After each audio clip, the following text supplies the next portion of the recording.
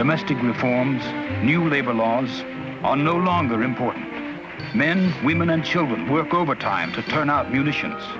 The nation's war effort will cost $33 billion, of which 2/3 are raised through the sale of Liberty bonds, and 1/3 raised through increased income and corporate taxes. Through volunteers and the draft, the armed forces expand from 200,000 men to 4,800,000 by the end of the war. The nation sings the new hit song. Over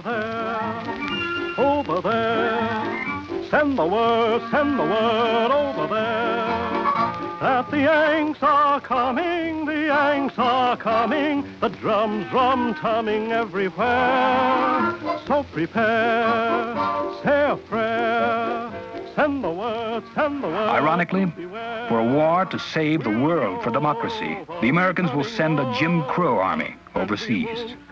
At first, the nation is so unprepared to make war, the soldiers have to train with wooden guns. And while Americans train with wooden guns, on the battlefields, the Allied armies are reeling. On the high seas, German submarines are sinking ships at the rate of almost 1 million tons a month. Can America send an army overseas in time to turn the tide? June 13, 1917. General Pershing lands in France at the head of the 1st American Division.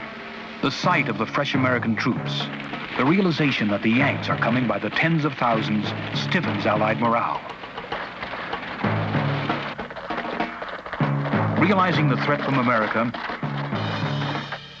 Germany goes all out. In a series of hammer blows, the Russian army is routed on the Eastern Front. Russia collapses and sues for a separate peace. Riots take place in Russian cities. Germany is now able to send all her troops in the east to the Western Front. Now the Americans go into action. At Belleau Wood and Chateau Thierry, they prove they can fight.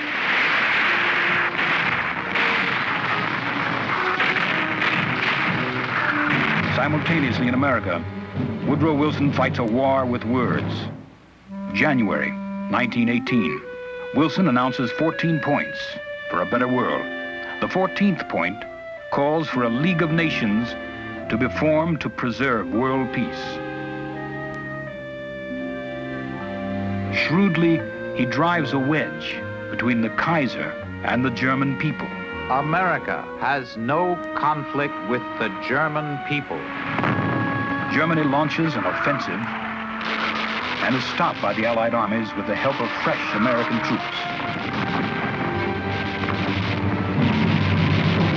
Now, for the first time, the Americans go on the offensive. A German lieutenant writes, "The Americans have annihilated 2 of our companies. They fight like devils."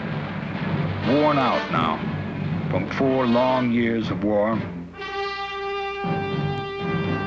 realizing it can no longer win, the German will to fight collapses.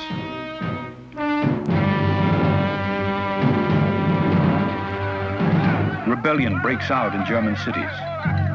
The Kaiser flees for safety to Holland. On the 11th hour of the 11th day of the 11th month, in November 1918, for the first time in 4 years, a stillness falls on the battlefield.